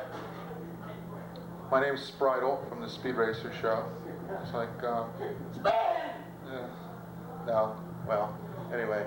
Our next guest, an untalented old man? No, see, that's what they always say, a talented young man, right? You know, it's like, they never have any untalented old man up at these open mic things. It's always a talented young man. But he really is a talented young man, Steve Boggis. Let's hear it for him.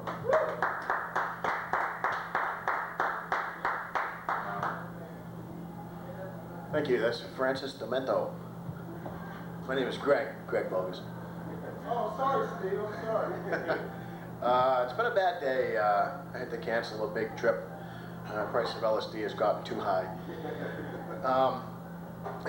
This morning I ended up getting into a hassle today. I was walking down the street and I asked some guy for some gum, and it ended up he was a leper, and he kind of took it personally. So he started giving me some lip, and he gave me the finger, and I left before he threw a fist at me. But I'm from New Hampshire, and New Hampshire's an interesting state. It is once again the most Republican state in the nation. The only person that I've ever voted for was a man named Dick Sweat, and he was a Democrat from New Hampshire, from my district. His name was Richard Sweat, of course, and he went by the name Dick Sweat. And I had to give the guy some points for that. I've had a kind of a funny name, Greg Boggis. People have given me a hard time over that name for a very long time. A couple of weeks ago, I went to a Chinese restaurant. I called the phone, and I was making a takeout order. And the guy, he sounded like an Asian guy, was taking my name, took the order and all that. When he asked me my name, I told him my name was Greg Boggis. And he laughed, and he said, "You're kidding, you're not even going to pick this up, are you?" And I said, "Yes, I am. I'm very serious." So I went down with my money, and I gave him my license, and I showed him my license. And he looked at me and kind of apologized, and I said, "So what's your name, big guy?" And he looked at me and said, "Yip Chow," and that's the God's honest truth. So it was kind of interesting, the clash of cultures, and this guy not believing my name, and his name being some kind of a Pekingese Chow. I'm a heavy cigarette smoker. I've been smoking for several years now, and it isn't too bad. I kind of enjoy I enjoy the flavor. I enjoy the taste. I enjoy my teeth, the color of Gould's mustard. Kind of goes with my my usual brown jacket that I wear. My mother's been hassling me. My nephew's hassling me. It's kind of funny now that I'm older. Gotta hide cigarettes from kids, and years ago it was the kids hiding cigarettes from the adults, and now the adults have to hide the cigarettes from their kids because the kids are so inundated with all of these anti-smoking things. My nephews, steal my cigarettes, and I have to run around after them. My mother said to me, Greg, you gotta quit smoking because I'm not gonna have one of my children die before me. So I said, Mom, if I get lung cancer, I'll make sure that I shoot you before I die. And I did tell her that too. So I'm not really a nice kid, but she's put up with me for years and years and years now. There's 6 kids, and I'm the youngest of the 6. And been having some medical problems lately. I've been having bloody noses, so I went to the doctors, and he cured me. He clipped my fingernails. I've been having a lot of troubles with insomnia, and went to a few different doctors, got some pills and medication. That didn't work. Went to an old doctor, and he recommended the old standard counting sheep. Well, I did that, and it's worked like a charm. I can sleep like a baby, but now I have a tough time with wet dreams. With that, I'd like to thank you, and back to Francis, and the rest of the edge. Rest of the party. Greg Boggis. Greg Boggis. Well, we've had a sterling lineup so far. Tony Wycoff, Greg Boggis, and me, Francis DiMenno. What's your name? Real Boggis. I'll tell you, these musicians, if only we had a drum here. Yeah, I think the kids with weird names tend to gravitate towards comedy. I mean, there's no other explanation for it. Which sort of makes our next guest an anomaly. He has a sort of normal name. I mean, it's a nice name, a distinguished name. But I was thinking, names, there is such a thing as name fatality. Like if your name begins with a Z, your last name, you're going to be the last one called on in class. You can get away without doing your homework for 14 years because they're never going to get to you. 38 people in the class. Of course, one day the teacher's going to fool you and start from Z, and then you're screwed. Vladimir Zhirinovsky, front and center. You didn't learn how to conjugate your Russian verbs, did you? Well, someday I will be president of Russia. So it won't matter. I'll have some people in the Baltics to conjugate my verbs for me. And yes, the name fatality thing. It's Arlen Specter is running for president in the GOP in '96. Can you imagine a president with a name like Arlen or Newt or Lamar? Well, what is this anyway? A Baptist convention? What the hell's going on here? You know, why can't we have presidents with normal names like John or Dwight? You know? No, Arlen, Newt. Yeah.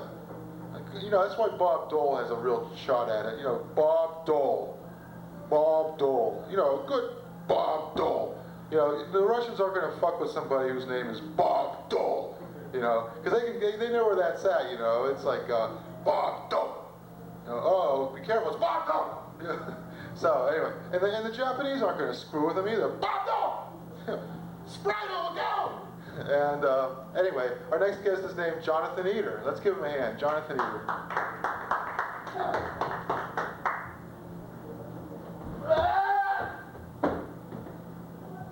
I'm sorry, I didn't mean to barge in like that.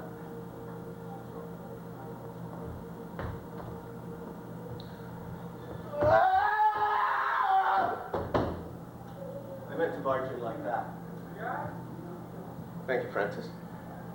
Well, I don't really know what it is I'm doing up here, but I have this strange feeling of deja vu. Wow, it's true. In the past, I didn't know what I was doing either. Wow. Freaky. Well, that reminds me of something else I don't know. But since we're not on the subject, well, it doesn't mean we can't talk about it. I mean, I enjoyed being on the subject. In fact, I had one of the best nights of my life when I was on that subject. We were going to study anatomy. Well, math, actually. But I told her everything today was interdisciplinary. I would inter, and if she wouldn't mind, she could be disciplinary. But it was great. In fact, I had such a good orgasm. It was a morgasm. It was an orgasm within an orgasm. I felt so good that James Brown wanted to show up just to sing backup. That's how good I felt. But anyway,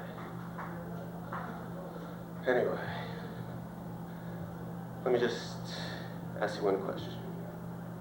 What do you get when you cross the deceased actor James Dean and a pig?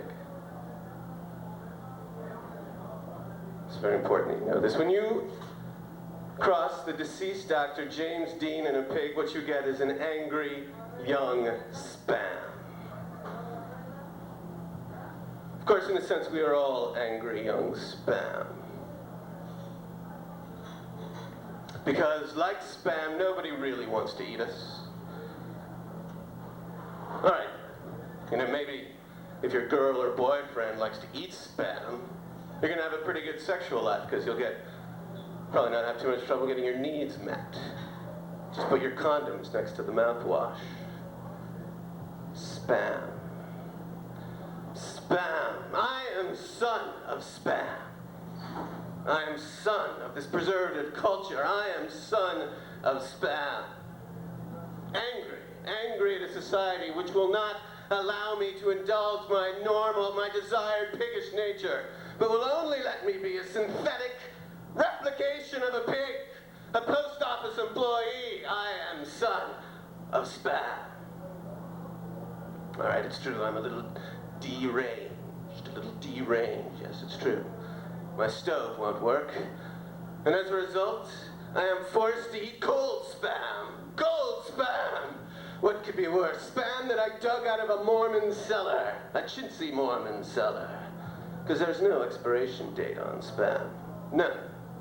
In the latter days, there will be cockroaches, Mormons, and spam. And then there will be Mormons and spam. And then, and only then, will the Mormons revise their policy on drinking. Of course, I'm not saying that I'm in favor of some sort of crazy Sodom and Gomorrah. I just want their little sisters. All right. It's the problem here. I think the problem we're having is with language, though. That's what creates all the misunderstandings. Language has evolved. It evolves very quickly in a mass media society. For example, the word jerking off. What does jerking off mean? Jerking off today means turning Rush Limbaugh off so you can have any senses of reason to have pleasure in your body whatsoever. That's what jerking off means today. Or getting pissed off, for example. Getting pissed off. With males living much longer, holding their anger in. What getting pissed off means is a treatment for prostate problems. That's what getting pissed off means today. Or, for example, fucking up. Fucking up. Fucking up, of course, is when you make a mistake, but it's got a much more precise and profound meaning today. Fucking up is when you end up underneath Rush Limbaugh as your sexual partner. That is truly the definition of fucking up. Well, of course, smoking a bone. Smoking a bone. 60s expression meaning getting high, maybe, smoking a joint. But again, things have evolved. Smoking a bone is a specialized expression now used by undertakers for that special feeling you get when you cremate a deadhead. Of course, deadhead still means the same thing. Deadhead is somebody who believes in life after death before you die. Good morning, good evening, good morning, good evening, good evening, good evening, good morning, good evening, good evening, good night. But not necessarily in that order, not necessarily in any order. In fact, cancel the order, cancel breakfast, and I'll just have the waitress in bed. Yes, the two of us will cook something up between us, just me, her, and the little one. And no cracks about the little one. If there's going to be a crack, it'll be for the little one, and it's not necessarily all that little. It's not necessarily one. I've certainly never won with it.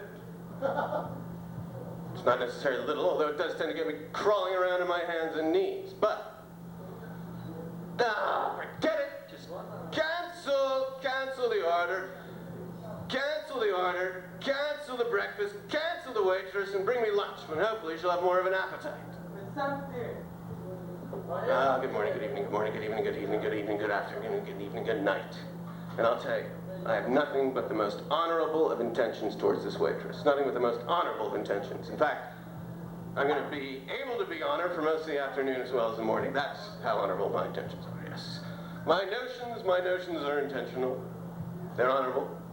In fact, I've been sailing these notions for years. I've been sailing these notions for years. In fact, these notions are on sale. These notions are on sale. These notions are on sale to the highest bidder. Now, to the lowest bidder. I want them to stay in the family. I want them to stay in the family. Good morning, good evening, good afternoon, good evening, good evening, good afternoon, good night. And it is good afternoon now. It's good afternoon everywhere because you said good morning at the nuclear power plants where you work when you should have said good morning or good evening or good night 6 hours ago when you're on your six-pack. But instead, you walk into the nuclear power plant, push the run button, and now it's good afternoon all over the bisolar system you've just created. And the sun, the new sun, your sun is glaring down on you, beating down on you with fiery hatred. And just like any Freudian son, he wants to kill you. But lest I create panic and fear in the audience, I want to reassure you that not everything in this universe is Freudian. Not everything is Freudian. Your car, for example, is not Freudian. If your car were Freudian, it would have 5 gears in reverse and still not go anywhere if your car were Freudian. If your car were Freudian, you'd take it to the gas station and let gas out if it were Freudian. And the gas attendant would just look at you screwy and take notes. If it were Freudian, you'd leave with more gunk on your windshield than when you got in if it were Freudian. So it's not all Freudian, although recently I did have a Freudian nightmare. I was a little baby covered in maple syrup.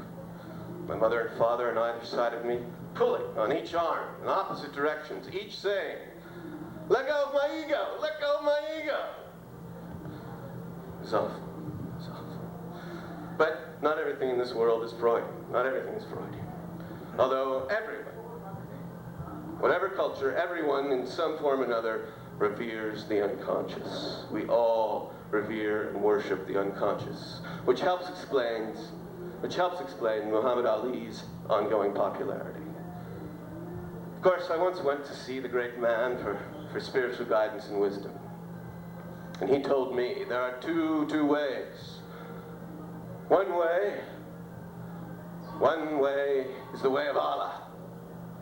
And the other way is Chicken Allah King.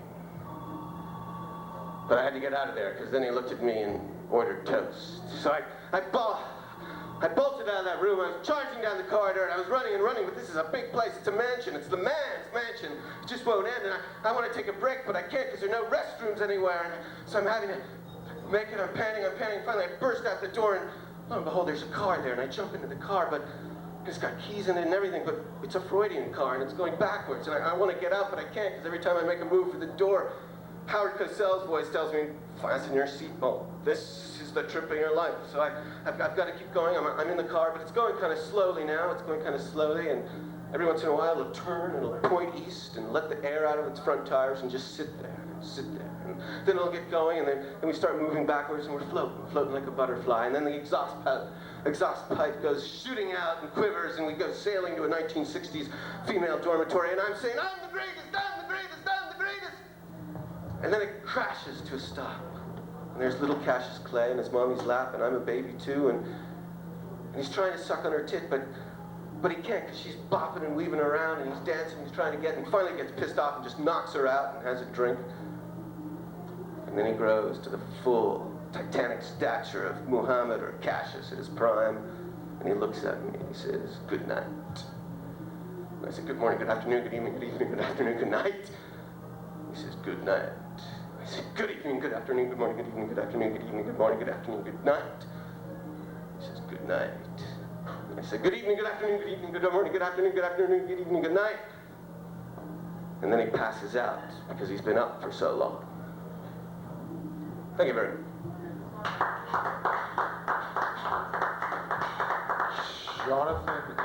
Jonathan Eder. Actually, now that I think of it, Eder is not that normal a name either, come to think of it. Eder. Well, it's either or. It's either or and or, either or. It's or Idaho. It's or Idaho, Eder, or Eder, It's Eder Park. It's the Garden of Eder. It's, well, anyway, you get the picture, the big picture. I tried to buy a picture, but I tried to pay for it with a picture of money. And they said, no, you can't buy this picture with a picture of money. So I went back and I paid for it with a picture of money. And they said, well, that's better. But we can't sell you the picture, but we can sell you a picture of the picture. And so I went back and I said, no. So then I came back with a picture of of money. And they said, well, in that case, we're going to have to give you a picture of a picture of a picture. And I said, just give me the picture already. And they said, no, we'll give you the real thing if you give us the real money. So that's when I gave up. And now it's time to bring this segment of Comedy on the Edge to a screaming finale. So stay tuned. We'll be back in a moment. Hi, Helene. Bye, Helene. Sayonara. Stay in the trouble room for a minute. Yes, come on, sit down. Come on, have a seat. You're gonna like this. Stay tuned. Oh, look at the haircut. Oh, I can laugh now. I see your haircut. That's worth a shot. Yeah, it is. I'll pretend like I'm a southerner than I never was. In it now.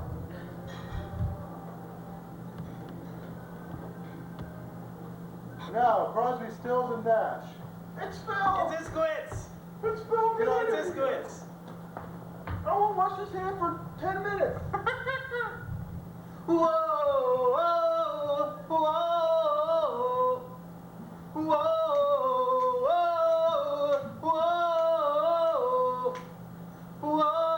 whoa, whoa, whoa.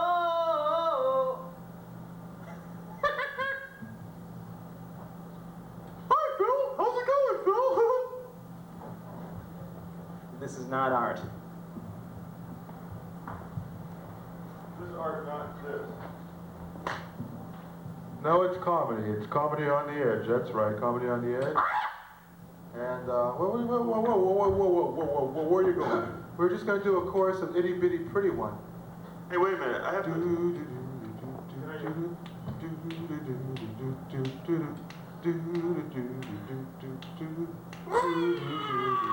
Gonna tell you a story. Happened so long ago. Oh, Itty Bitty Pretty One. I want you to know. Don't know it. Vaguely know it, but don't know it. It's a wonderful song. It's a wonderful life. So where's your pal Robert Cuddy, Steve? Hey, can I use the mic for a second? I just want to do my What's wrong with this mic? Whoa, I can see what's wrong with this one. I want to do my impression of the NBC News theme. You know, the one that goes do do do do do do do do do do do do. Okay, here it is. Here it is. We will never tell you the truth. Never, never, ever, ever, ever, ever, ever, ever.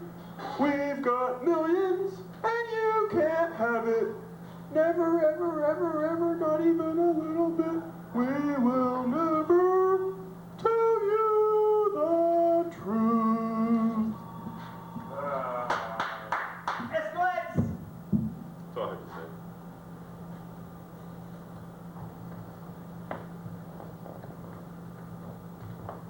Nelly. Nelly coming down to the Yeah, there's an audience. Yes, well actually there's a performer.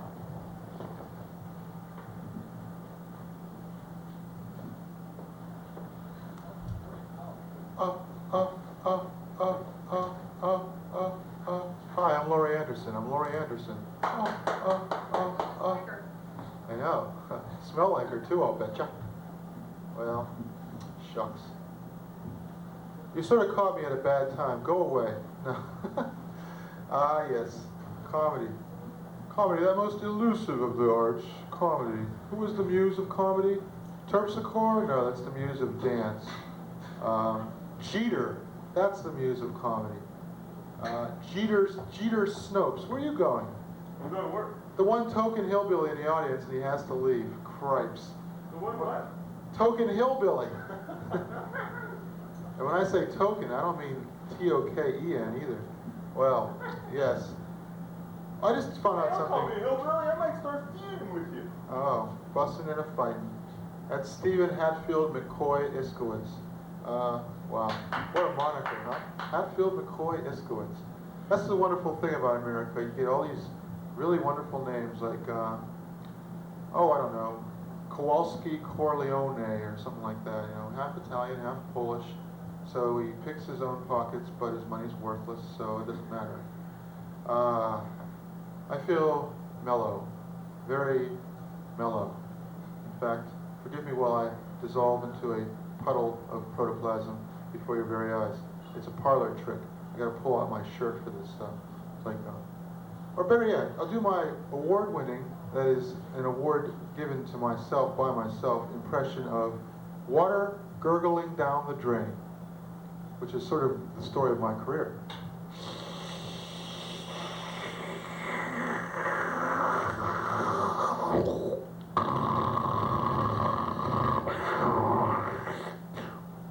Now, if you have a garbage disposal, then it's a different impression altogether. If there was a trap door here, I could do that as well. Let's see, how does that go? Figaro, Figaro, Figaro, Figaro, Figaro, Figaro, Figaro.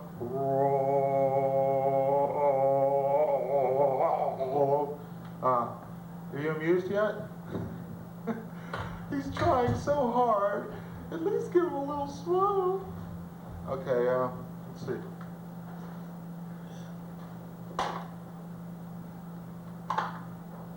Okay, I think it's time to end all the tomfoolery and bring up our first guest.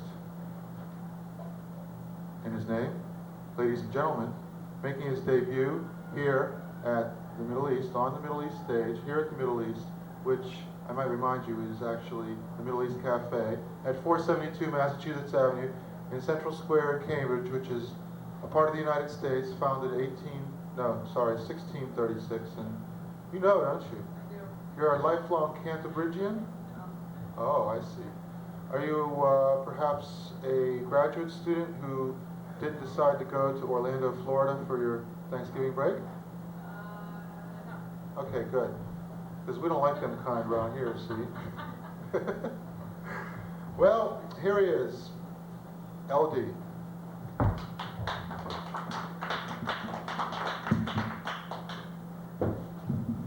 Oh, I forgot, LD, please shake your hand. It's a ritual we cause. Ah! Joy buzzer. 从前有座山，山上有个庙。Stop me if you heard it before. America is a wonderful country, you know. I'm not a citizen, but I still love it. Except for one thing. I have been constantly robbed. Because the thugs know I cannot make a citizen's arrest. So I applied for citizenship, had an interview with the immigration. I would like to share some questions with you. It's a real interesting question to ask.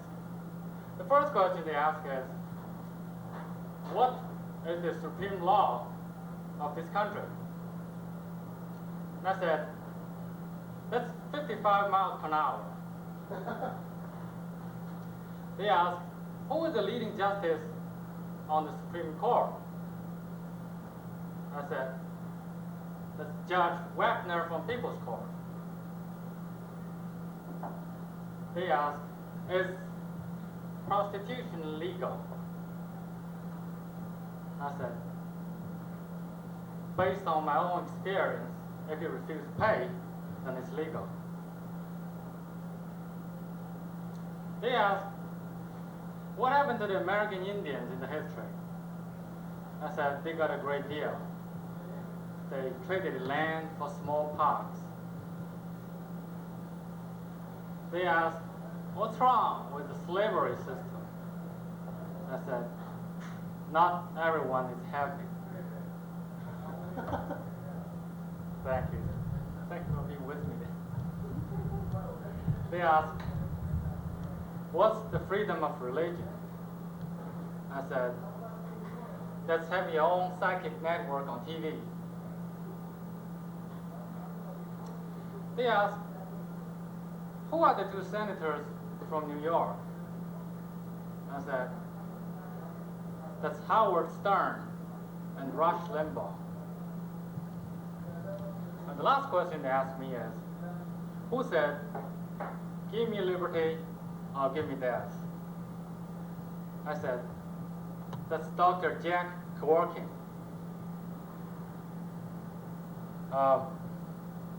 Today I would like to share with you some of the wisdom of Confucius, a man who lived about 3,000 years ago in China,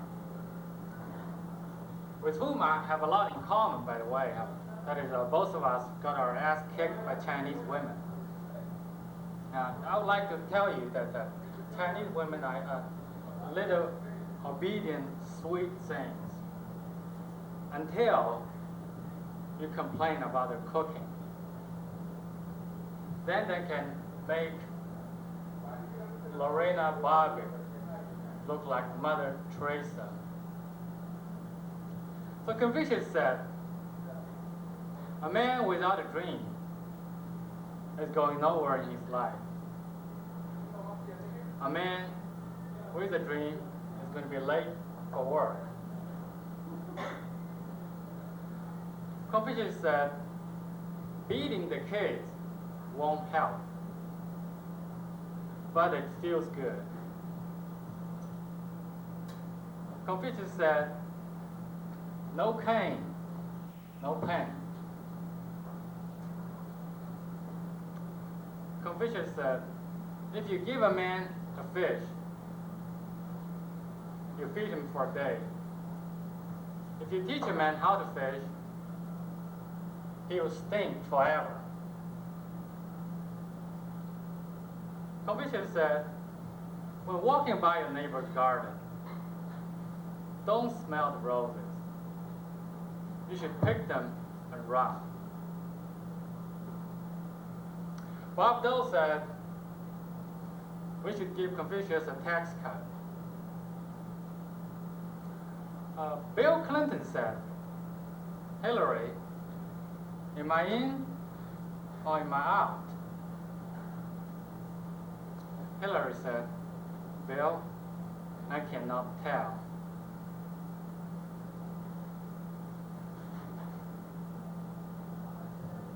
Confucius said,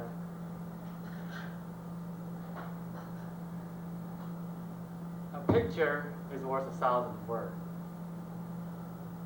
A dirty picture is worth $5.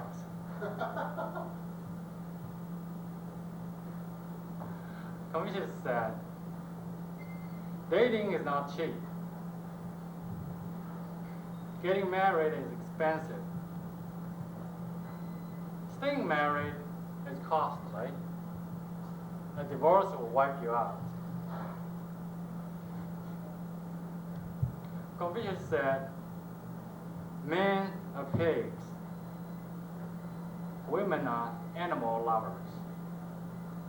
And that's it. Thank you very much.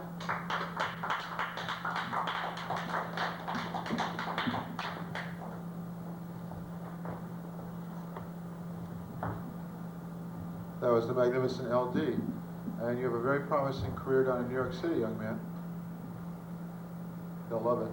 They will. They really will.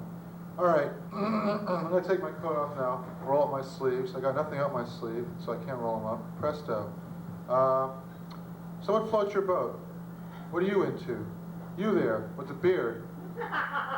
What are you, part of a third party, the plaid shirt party?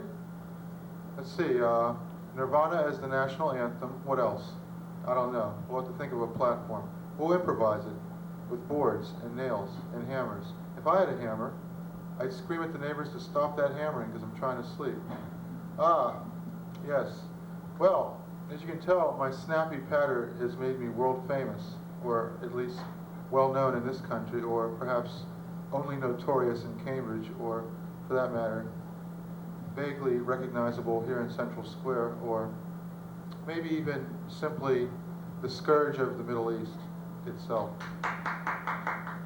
Can I go to the molecular level now? Hey, it's Jonathan Eder, not 1 second too soon. Ah, John, are you ready to go, or you want to take your coat off first? No. You're going to leave the coat on. Yeah. You got a little surprise for us, or maybe it's a big surprise. Or maybe it's a Jonathan Eder surprise.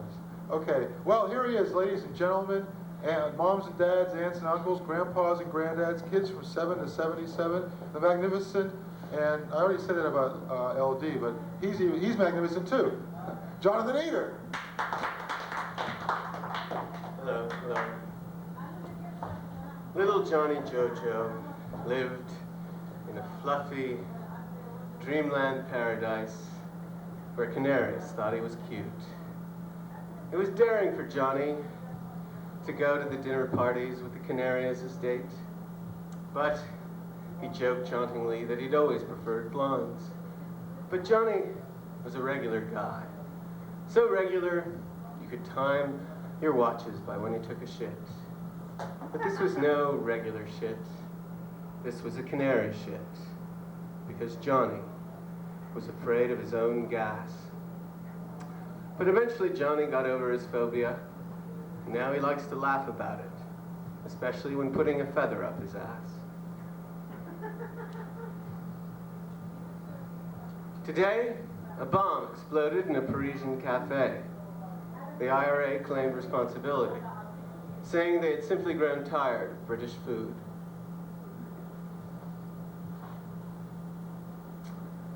A painful sight today, a young man named Patrick, slapping himself over and over again, all because he had gotten in touch with his feminine side without asking permission. 25 villagers died today in a Peruvian earthquake. It could have been much worse, but the trembling threw off the army's aim.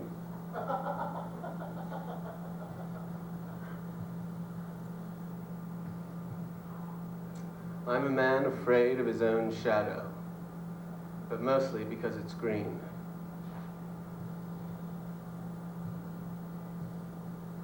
A tearful model today said that because of all the people along the way that had loved her, she had no idea where to begin suing.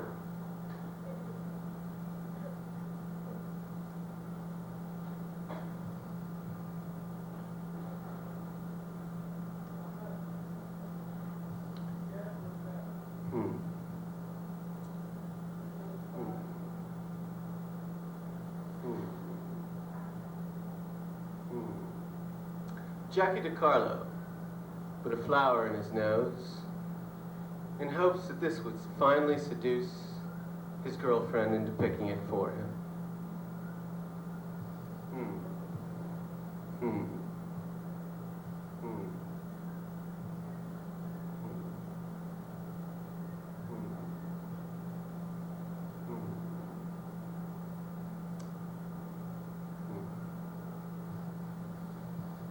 you very much.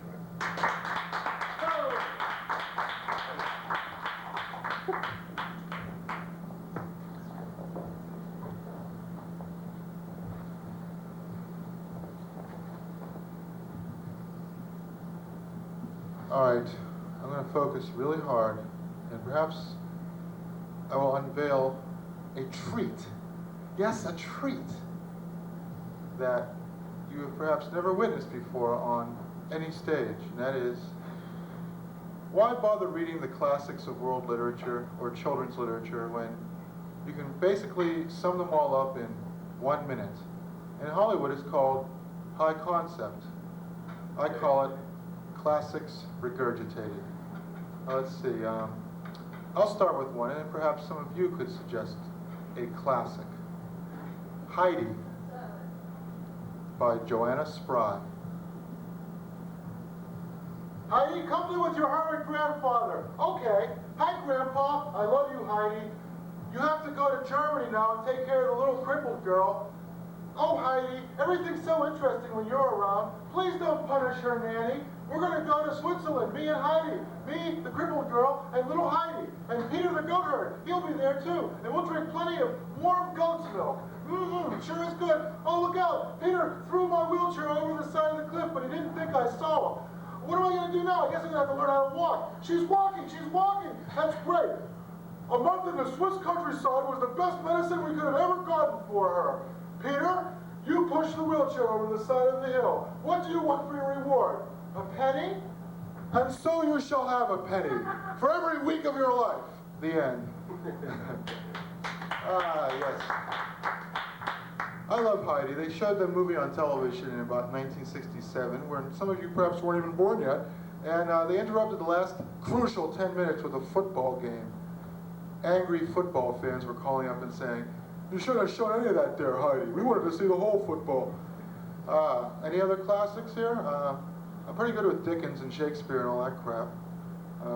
Yeah, oh, those bums. I can write rings around them. Listen, I'm the guy that put salt in the ocean. I knocked Hemingway out of the ring. Any suggestions? Come on, surely someone witty, erudite, cultured. No? Salman Rushdie. Salman Rushdie. Well, I haven't read the Satanic Verses, but I hear he's working on another book. It's called Buddha, You Big Suck. Then there's the follow-up, Shut Up, God, Shut Up. Okay, any others? I'm quick on my feet. I better be, because this stage is about to collapse. Any comic books? You know, fumetti, anything, graffiti. I can do graffiti. Let's see. Okay, historical graffiti. I break for the Whiskey Rebellion. David Koresh is my co-pilot. Ask me about the Haymarket riots. Yeah, 54-40 or fight. What exactly does that mean? And there's others too. Come on, some classics. I'm just dying to do this. H.G. Wells, Jonathan Swift, who's that guy? Jules Verne, the guy who wrote Gulliver's Travels. Dum-de-dum-de-dum-de-dum. My wife and kids, well, I can't make a living. I gotta go sailing. Let's see. First I'm gonna go to this land where all these little people tie me down. Tie me kangaroo down sport. Well, I gotta leave there because they're jealous because they don't know how to break eggs properly. I'm gonna go dum-de-dum-dum-dum-dum-dum. My name's Jonathan Swift. I'm on drugs because today I had him in the midget land. Now I have him in giant land. Land of the giants.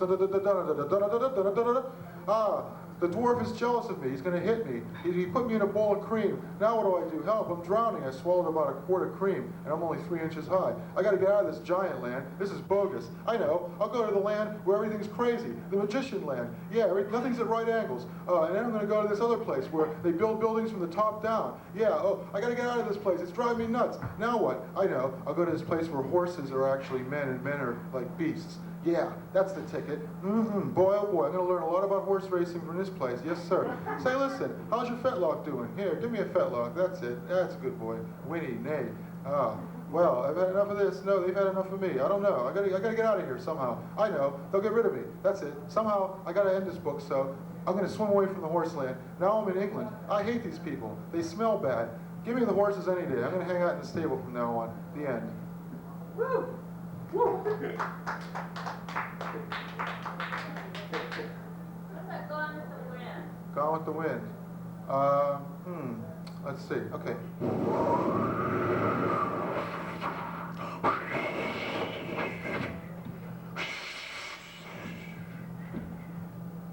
That was a cheap joke, but hey. Hi, my name's Scarlett O'Hara. It's the Civil War. Boom. People dying. Hey, what about those slaves? Forget them. They're tangential to the storyline. Hey, there's Red Butler. Frankly, I don't give a damn. The end. See, I haven't actually read that one, so I didn't do as good a job, you see. How about some Shakespeare? We'll suggest something. Othello. Othello. Oh, that's great. Hi, my name's O.J. Simpson. No, I mean Othello. Woo-wee! I'm going to tell that pretty little gal over there about all my adventures. Oh, if only you could teach somebody to tell me your adventures the way you tell them, I would fall in love with that man. Well, here I am, baby. What about me? Okay, I'll go out with you. Hey, what's this? This here snot rag. I didn't see it before. What the fuck's going on here? Little does he know that I, Iago, planted that so that he would kill her. I'm going to kill you! Oh, let's kill Othello now. Hey, wait a minute. Iago, he's getting away. Get him. We'll let him out on $500,000 bail. No, kill him too. Kill Othello, kill Iago, Desdemona's dead. Oh well. And then the headline the next day. Caked snot rag cooks Desdemona's goose. Jealous employee held. The end. And now, Mr. Dead. A corpse is a corpse, of course, but unless, of course, the fame of the corpse is the famous Mr. Dead. Mr. Dead, what are we doing? I am actually a repressed id, Wilbur. Oh, Mr. Ed, I can't beat the train at the crossing. Come on, Wilbur, what are you, frightened? No, I'm not frightened. Ding, ding, ding, ding. Unless, of course, the name of the horse is the name is Mr. Dead. Dead. Boy, I'm just full of energy today. Any classics of Chinese literature? Let's see. Gone with Wind. Gone with the Wind. Let's see. How about a haiku based on Gone with the Wind? Let's see. That's gonna be tough. 17 syllables, huh? Let's see.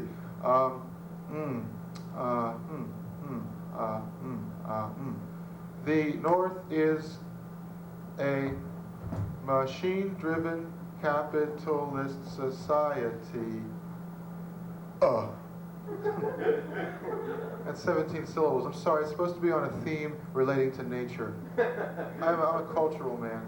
And let's see. South, warm. North, cold. Slavery, bad. Big war. Woman travels. Rhett says damn. That's tough, man, tough. Keeping track of those syllables. I need a syllabus or something, or a thesaurus, or a thesaurus rex, perhaps, or I don't know, maybe just a plain old Prince thesaurus, or you know, they say that Tuesday or is it Wednesday is Prince Spaghetti Day. How does Prince feel about this? You know, it's like whoa. Well, you know, one day of the week ain't bad, huh? Although he's not Prince anymore, he's the man who would be Prince. By Rudyard Kipling. The man who would be Prince. Hey, I know. Let's go to this place in Afghanistan where our Masonic rings will wow the shit out of all the natives. These people need my guidance, but you're nothing but a petty criminal. Nonetheless, my Western ways will acculturate them in the ways of civilization and humanity. Uh-oh, I just bled. Now they know I'm not a god. They're gonna crucify me! Let's hightail it out of here while we still got the chance. Woo-wee, sure glad to get out of Afghanistan. Well, I can tell from the little clock on the wall, well, it's not actually that little, but are you cold? Okay, well, put your coat on. Have a seat.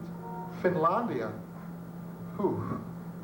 You know, power corrupts, but absolute vodka corrupts absolutely. It's true. Well, we're going to end this segment of Comedy on the Edge, but wait a minute. Stop that.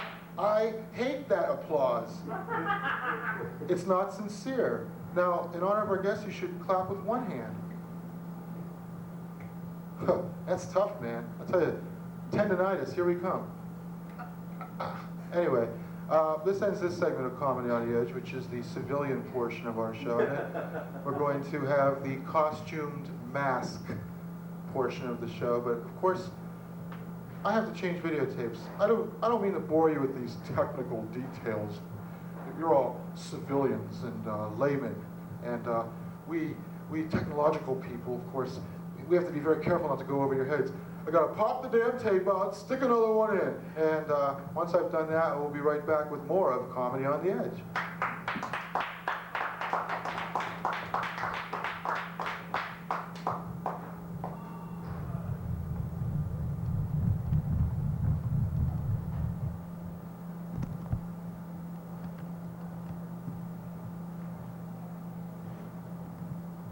You've been tuned to Comedy on the Edge, recorded live at the Middle East Cafe at 472 Mass Ave, Central Square in Cambridge. Comedy on the Edge is happening every Saturday from 1 to 3. It's an open stage for comedians and performance artists, hosted by Francis DiMenno, also known as The Wrong Hero. And there's never, ever any cover. This show has been produced by Francis DiMenno.